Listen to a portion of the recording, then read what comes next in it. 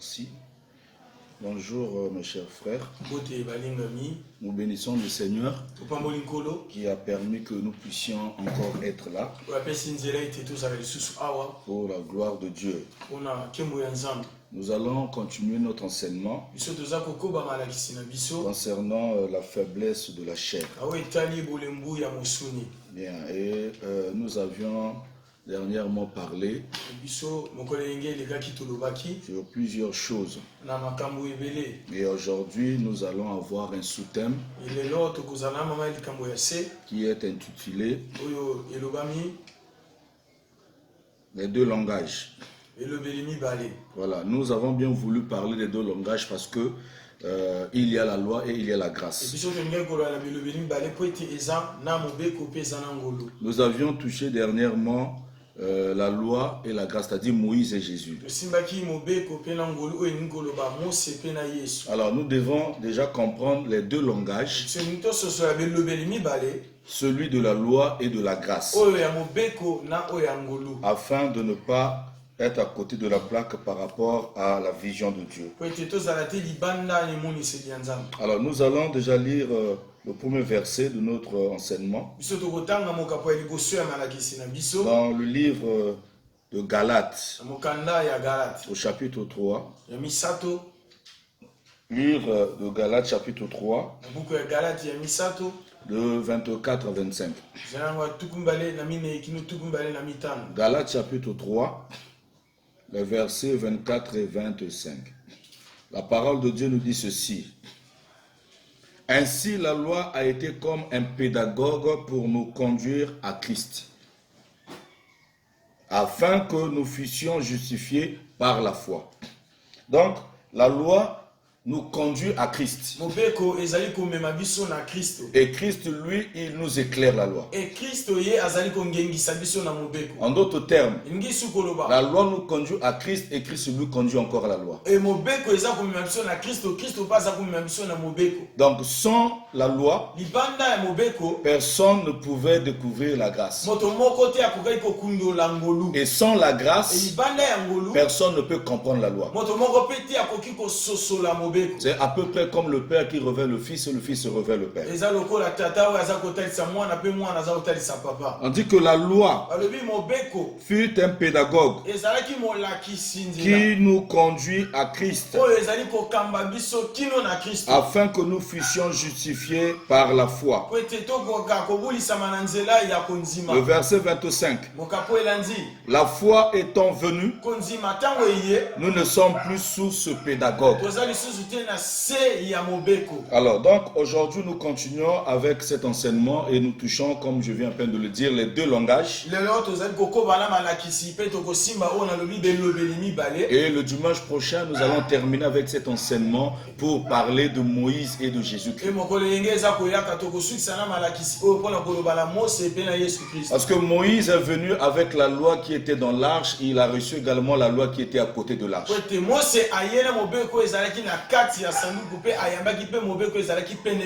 Donc il avait deux choses, la loi dans l'arche et la loi à côté de l'arche. Nous avons vu cela le dimanche dernier. Jésus-Christ également est venu avec deux choses, la grâce et la vérité. Nous allons faire par la grâce de Dieu une étude comparative. Alors donc la loi nous conduit à Christ. La loi a son langage. La grâce en a un également. Voilà, donc nous allons lire 2 Corinthiens chapitre 3 pour avancer dans notre enseignement. 2 Corinthiens chapitre 3. Aujourd'hui nous allons seulement montrer les deux langages, la différence entre ces deux langages-là.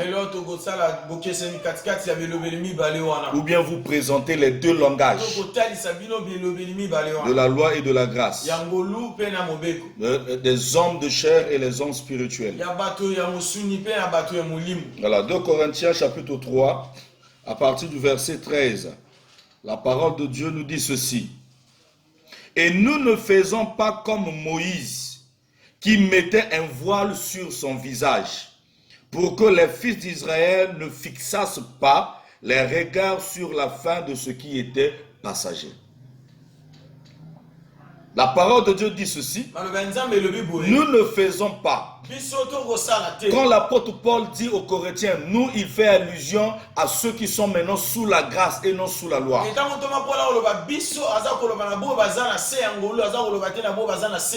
Il fait la différence entre le peuple d'Israël et l'Église. Donc il dit ceci, nous ne faisons pas, et nous ne faisons pas comme Moïse, qui mettait un voile sur son visage pour que les fils d'Israël. Donc il y a le nous et il y a Israël. Nous c'est l'église. Israël c'est le peuple d'Israël. Pour que les fils d'Israël ne fixassent pas les regards sur la fin. Non, la fin. Voilà, de ce qui était passager. Vous connaissez cette histoire. Quand Moïse descend de la montagne, après avoir passé un moment avec Dieu, alors son visage rayonnait. Il y avait la gloire sur son visage. Et on dit que Moïse a pris le voile, a mis sur son visage. Vous devez noter ici que Moïse ne voulait pas cacher la gloire de Dieu. Mais il ne voulait pas que les enfants d'Israël voient la fin de cette gloire. Voilà, donc Moïse ne cache pas la gloire. Il n'empêche pas la gloire de Dieu de se manifester. La parole de Dieu, elle est claire ici. Je reprends le verset 13. Et nous ne faisons pas comme Moïse, qui mettait un voile sur son visage pour que on montre le but de ce voile que Jésus mettait, plutôt Moïse mettait sur le visage. On dit il mettait ce visage là, plutôt ce voile là sur son visage, pour que les fils d'Israël ne fixassent pas les regards sur la fin de ce qui était passager. Donc Moïse couvre le visage parce qu'il savait que la gloire qui est sur son visage est passagère. Et cette gloire là, c'est l'image de la loi qui est passagère, ou la dispensation de l'ancienne alliance qui est passagère. Et Moïse ne voulait pas que les enfants d'Israël voient comment cette gloire là va s'éteindre. Donc vous comprenez déjà par là que l'ancienne alliance devait s'arrêter. Et si cette gloire qui était sur le visage de Moïse devait s'éteindre, nous devons donc avoir une nouvelle gloire qui ne s'éteindra jamais. Nous voyons encore là deux gloires. La gloire qui s'éteint et la gloire éternelle en Jésus-Christ notre Seigneur. Voilà, donc il a fait cela pour que les enfants d'Israël ne voient pas la fin de cette gloire. Pourquoi il a mis le voile? Pour qu'ils ne voient pas la fin de cette dispensation-là. De deux, parce que les enfants d'Israël devaient d'abord se contenter de cette première alliance. Parce que la première alliance devait quand même faire son temps, faire un parcours. Et c'est comme cela Moïse met le voile pour qu'il ne voie pas la fin là aussitôt. Il devait d'abord respecter cette nouvelle alliance, cette ancienne alliance. Et quand Christ est venu, c'est là que cette ancienne alliance a eu donc sa fin. Et les enfants d'Israël et nous les nations, nous devons maintenant tourner les regards vers Jésus-Christ qui est la gloire qui ne s'éteint jamais.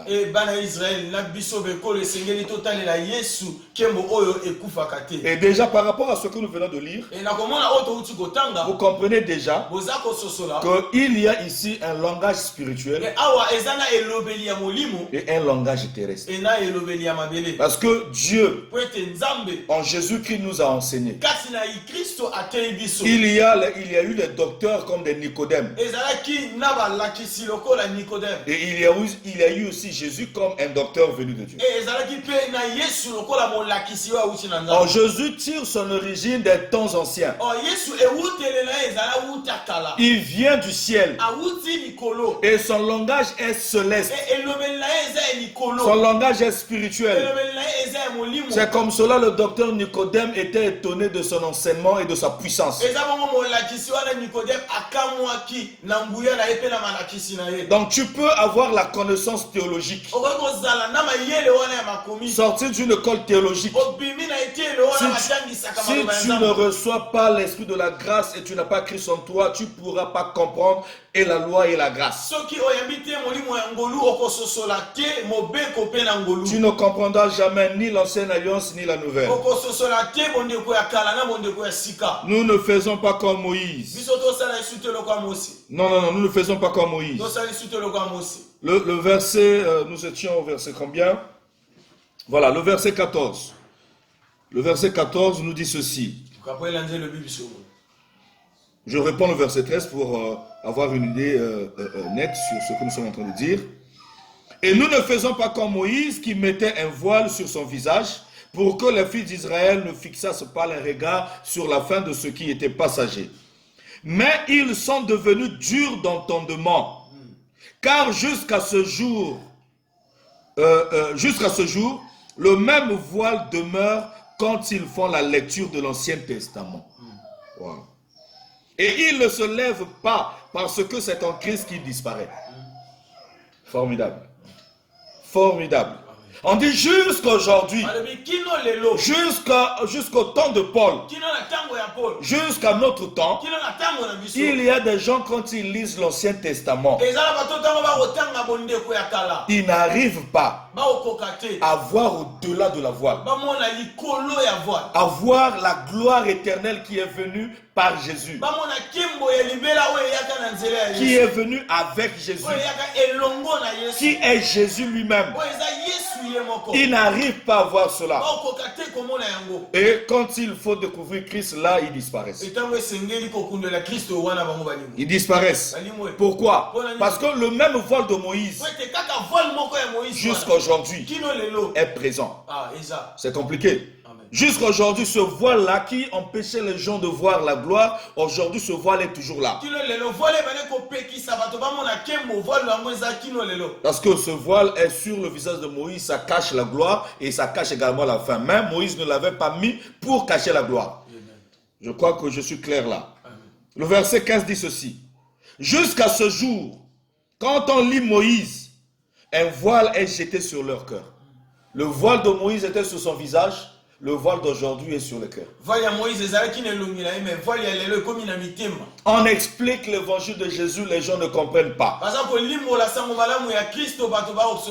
L'évangile de Jésus est simple. Jésus est mort sur la croix pour que toute l'humanité soit péchée et soit plutôt pardonnée par rapport à leurs péchés. Et que Dieu sauve les hommes qui croiraient en Christ. L'évangile est simple. Voilà, Jésus est mort pour nous. À la croix, il a pris sur lui nos péchés. Par ses meurtrissures, nous sommes guéris. Donc nous croyons au nom de Jésus. Les malades sont guéris. Il n'y a plus à appliquer certaines choses. Crois seulement et déclare Jésus va accomplir sa parole.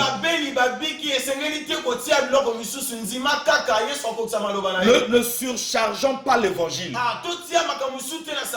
Non, il faut donner l'argent pour rencontrer l'homme de Dieu. Il faut donner l'argent pour qu'on puisse prier pour toi. Tel sujet nécessite $500,000. Ces choses-là n'ont plus de sens dans l'évangile. L'évangile de Jésus est simple. Si tu crois dans ton cœur et que tu confesses de ta bouche Jésus-Christ de Nazareth, tu es sauvé. C'est simple. Ne surchargeons pas l'évangile. C'est simple. Et quand ils sont dans la loi, quand ils lisent l'Ancien Testament, ils voient des choses là-bas. Le voile de Moïse, les 10 commandements, l'agneau de Dieu, l'agneau qu'on menait pour verser le sang, la verge d'Aaron, les vêtements sacerdotaux, l'huile d'onction. Il y a plein de choses là-bas. Et quand ils lisent l'Ancien Testament, le voile est sur leur cœur. Ils n'arrivent pas à découvrir ce qui est au-delà du voile. Et du coup, ils se perdent. Et quand ils enseignent, le langage est terrestre. Le verset 15. Jusqu'à ce jour, quand on lit Moïse, comment Moïse est mort sur les plaines de Moab. Il est mort. Dieu l'a tué là-bas. Mais on dit jusqu'aujourd'hui, on le lit. Vous comprenez, ici Moïse, ce n'est plus une personne. Ce n'est plus un homme. Mais c'est toute une écriture. C'est comme cela qu'on le lit. Et jusqu'aujourd'hui, il y a des gens qui lisent Moïse. Et quand tu lis Moïse sans connaître Christ, tu ne peux pas comprendre Moïse. C'est comme cela l'apôtre Paul avait la connaissance de la loi. Et il se déplaçait de ville en ville pour tuer les chrétiens. Pour lui, il accomplissait l'écriture de Moïse. Il accomplissait la loi. Parce qu'il lisait Moïse. Et quand il lisait Moïse, il avait le voile de Moïse sur son cœur. Et quand Jésus-Christ s'est saisi de lui, lui a donné son esprit, Paul a compris maintenant l'écriture de Moïse. Ou bien il a compris Moïse comme écriture. Il a compris la loi et tout est clair maintenant. Tu veux comprendre l'Ancien Testament? Tu veux comprendre l'écriture de Moïse ou bien Moïse comme écriture? Tu dois recevoir le docteur venu du ciel. Et c'est lui qui va t'enseigner. Et tu comprendras ce que c'est que la loi. N'enseigne pas l'écriture de la loi, n'enseigne pas l'Ancien Testament si tu n'as pas encore reçu la grâce de Jésus. Non, tu ne peux pas comprendre ça. Tu ne pourras pas comprendre. Pourquoi tu ne pourras pas comprendre? Nous allons le voir tout de suite là. Voilà. Le verset 16 dit ceci. Mais lorsque les cœurs se convertissent au Seigneur, le voile est ôté. Vous voyez à quel moment le voile est ôté? C'est quand tu te convertis en Christ. Tu reçois Jésus-Christ. Alors Jésus-Christ vient dans ta vie. Le voile qui t'empêchait de comprendre la loi sera ôté. Et quand tu vas tomber sur les vêtements sacerdotaux, tu auras l'enseignement sur les vêtements sacerdotaux.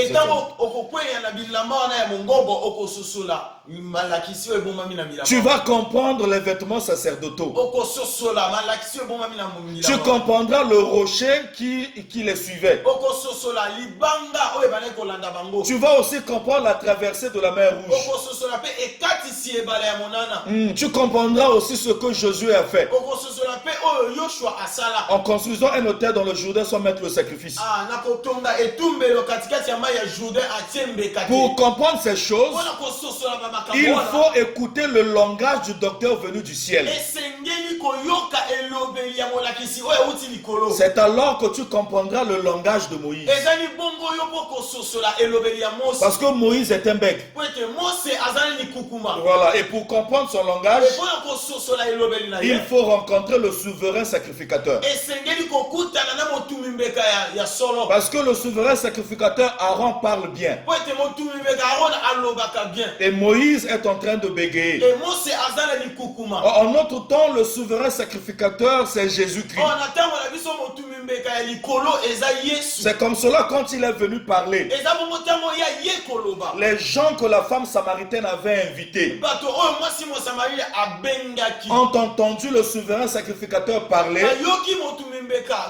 Ils ont dit à la femme, nous avons cru non parce que tu nous as invités ou tu nous as parlé, mais nous avons cru parce que nous l'avons entendu nous-mêmes. On a envoyé les soldats arrêter Jésus. Ils ont entendu Jésus parler. Ils sont repartis sans l'appréhender. On lui a dit, où est celui que nous vous avons demandé d'arrêter? Ils ont dit, nous n'avons jamais entendu personne parler comme lui. Enfin, il faut l'écouter. Après, tu vas comprendre le bégaiement de Moïse. Si tu commences à nous enseigner l'Ancien Testament sans recevoir la grâce, tu vas enseigner des faussetés.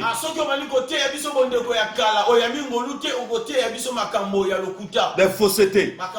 Pourquoi? Parce que toute la révélation de Dieu est comparée à un livre cacheté.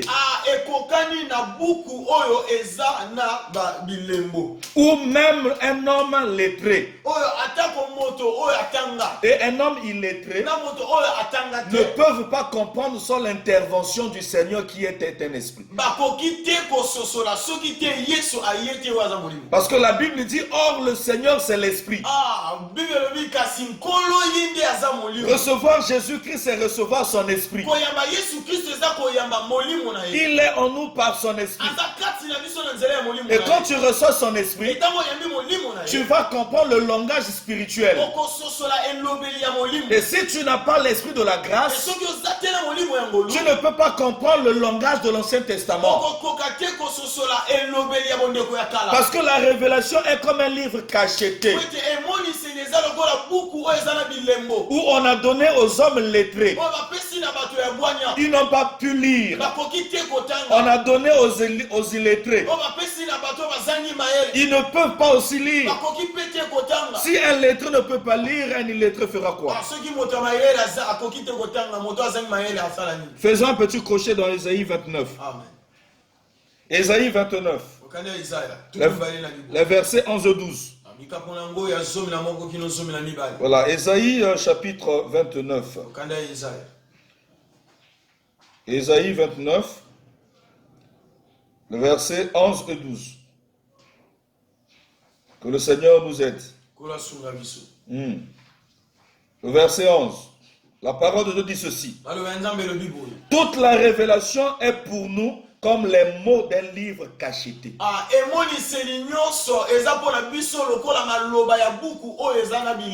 Les mots d'un livre cacheté. Que l'on donne à un homme qui sait lire, à un homme qui sait lire. Aux philosophes. Voilà, à tous ceux-là qui se réclament avoir fait des longues études. Qui ont été dans une école théologique. C'est bien, moi aussi, je suis dans une école théologique. Mais il faut d'abord avoir l'Esprit de Dieu.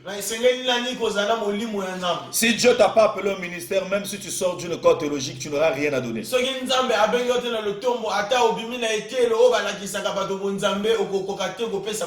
Tu seras comme un nuage sans eau. Selon ce que Jude dit. Un nuage est toujours au ciel. En haut. Tu parles des choses de Dieu, mais tu n'as pas la vie de Dieu. Un nuage qui n'a pas d'eau. Voilà, il faut recevoir l'Esprit de Dieu. L'Esprit de Dieu pour comprendre toutes ces choses-là. Toute la révélation est pour vous comme les mots d'un livre cacheté.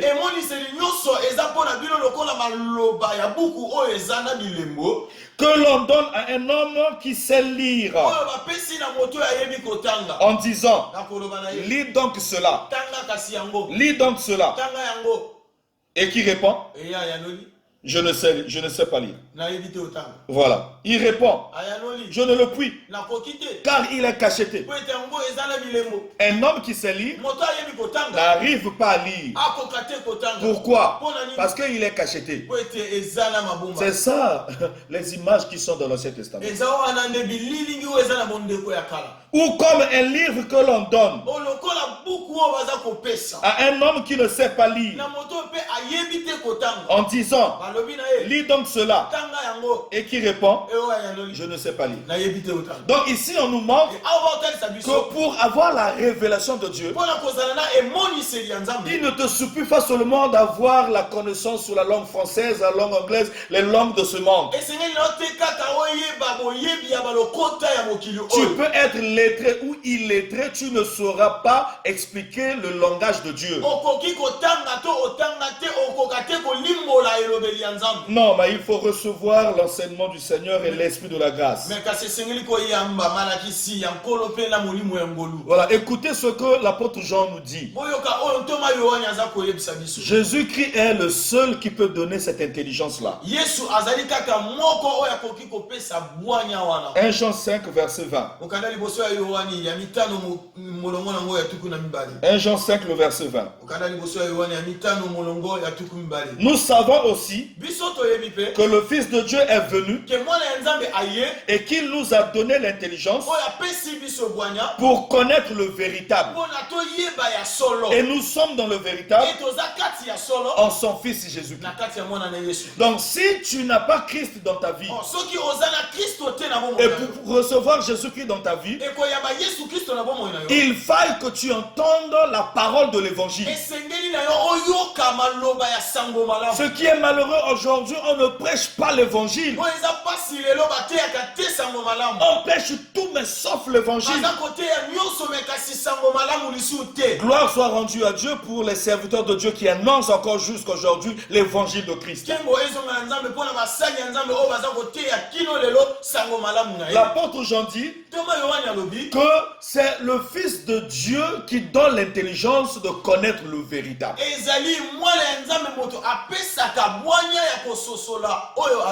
La lecture de l'Ancien Testament ne donne pas la connaissance du véritable Dieu. Il y a aujourd'hui des gens qui fixent le soleil parce qu'ils ont entendu dire que Jésus est le soleil levant. Voilà, le soleil levant, c'est pas le soleil naturel. Amen. Hein? Il faut recevoir Jésus-Christ afin qu'il te donne l'intelligence pour connaître le véritable Dieu. Et nous sommes dans le véritable en son Fils Jésus-Christ. Alors touchons les deux langages d'une manière simple. Les deux langages. 1 Jean chapitre 4. Les versets 5 et 6. 1 Jean chapitre 4. Les versets 5 et 6. La Bible dit ceci. Bango. Eux, ils sont du monde. C'est pourquoi ils parlent d'après le monde. Et le monde les écoute. Donc vous comprenez que le monde a un langage. Faites attention à ce que nous écoutons. Il y a des gens qui parlent selon le monde. Ici, il ne s'agit pas des païens. C'est des serviteurs de Dieu, des chrétiens, mais qui ont le langage du monde. C'est comme cela, ceux du monde les aiment. Ils encouragent le péché et ceux du monde les aiment. Voilà. Ici, la parole de Dieu dit, eux, ils sont du monde. C'est pourquoi ils parlent d'après le monde. Et le monde les écoute. Et le verset 6 va dire, nous, le peuple de Dieu, ceux qui ont la grâce, ceux qui ont compris l'évangile, ceux qui ne dépassent pas les bornes placées par les pères. Nous sommes de Dieu. Cette portion de l'écriture qui dit nous sommes de Dieu, c'est des gens qui ne trahissent pas l'alliance. Ils n'aillent pas au-delà des limites. Jésus a dit, en mon nom vous chasserez les démons et ils font le service au nom de Jésus. Point barre.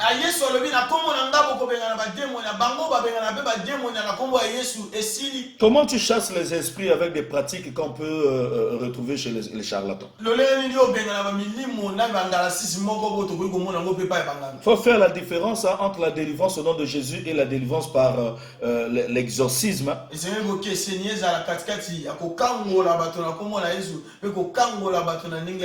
Voilà. Et l'exorcisme, c'est faire des délivrances par des pratiques non bibliques. Amen.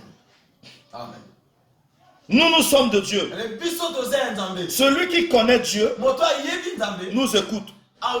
Et celui qui n'est pas de Dieu ne nous écoute pas. Et c'est par là que nous connaissons l'esprit de la vérité et l'esprit de l'erreur. Deux choses. Deux esprits, deux langages. Il y a ceux qui parlent selon le monde et le monde les écoute. Il faut faire attention aux foules que vous voyez parfois. Je ne dis pas que Jésus-Christ est contre les foules. Non, Jésus lui-même a drainé des foules. Et Jésus veut que nous puissions gagner toutes les nations. Bien que toutes les nations ne vont pas croire. Mais dans chaque nation, il y aura des gens qui croiront. Il y a des foules, certaines foules qui sont dans les églises parce que celui qui est là parle selon le monde.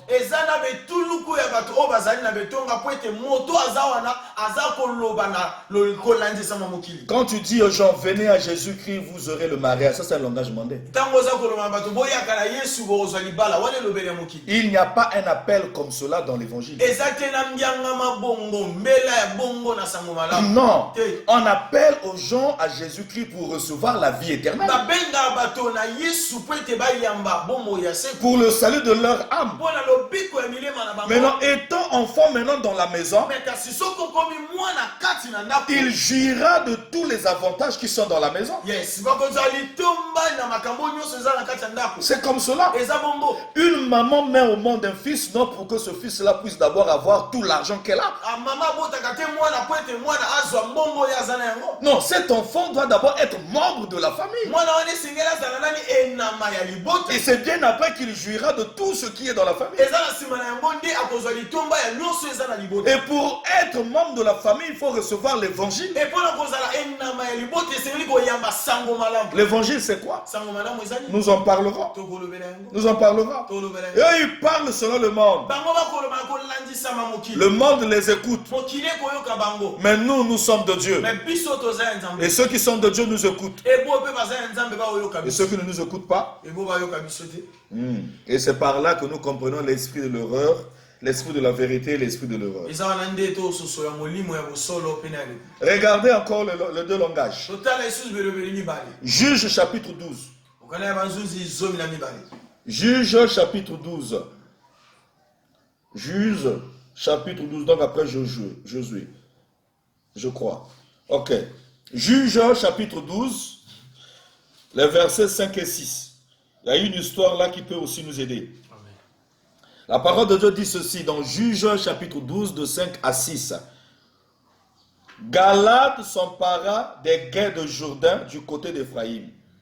Et quand l'un des fuyards d'Éphraïm disait « Laissez-moi passer », les hommes de Galad lui demandaient « Es-tu Éphraïmite » Il répondait « Non ». Il lui disait alors « Eh bien, dis Chiboleth ».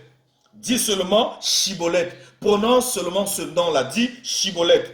Et il disait Siboleth. Deux langages.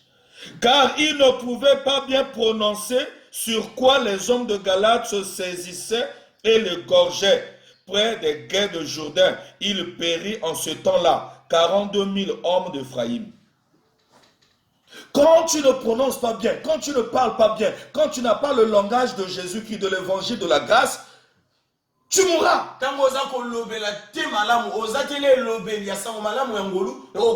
Voilà. Et ceux de Galate ici seront les anges qui viendront pour faire la moisson. Et l'enlèvement aussi est venu pour ça. Ceux qui n'ont pas le langage du Seigneur. Le grec ne parlera pas comme le juif.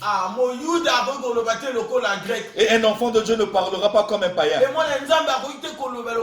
Un enfant de Dieu ne s'habillera pas aussi comme un païen. Surtout nos sœurs, même mes sœurs, habillez-vous d'une manière décente. Même si tu ne le fais pas pour la doctrine, fais ça aussi pour la dignité de ton corps. Hein? Pourquoi tu veux toujours avoir le langage des païens et avoir le mode de vie des païens? On a dit à ce monsieur-là, parle seulement, nous allons juger ton langage. Dis Chiboleth. Il a dit si. Siboleth. On n'a pas posé d'autres questions, c'était suffisant. Seulement ce langage était suffisant. On a compris d'où il était. Le langage ici pour nous, c'est l'enseignement.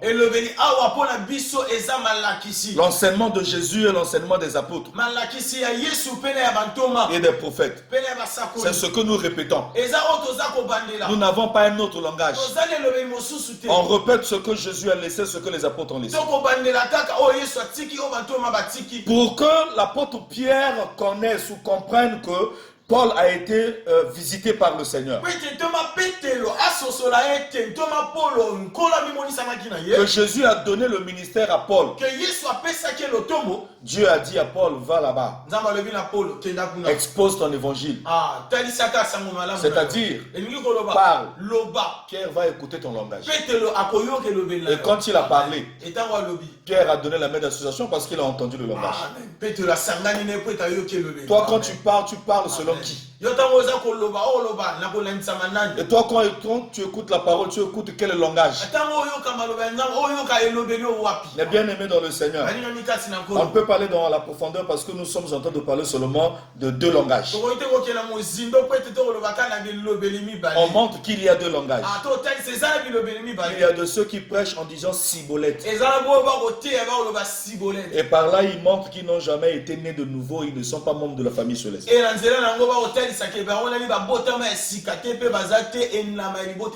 Regardons Matthieu chapitre 26. Matthieu chapitre 26. Parce que dans notre langage, dans notre famille, on respecte les aînés et on respecte les pères. Quand quelqu'un vient te dire que j'ai tué Saoul, c'est pas ton frère.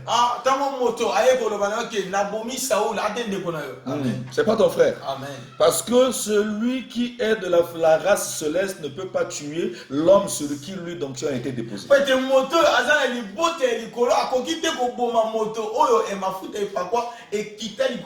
Or aujourd'hui, beaucoup de gens veulent entendre ceux qui tuent Saoul. Yes.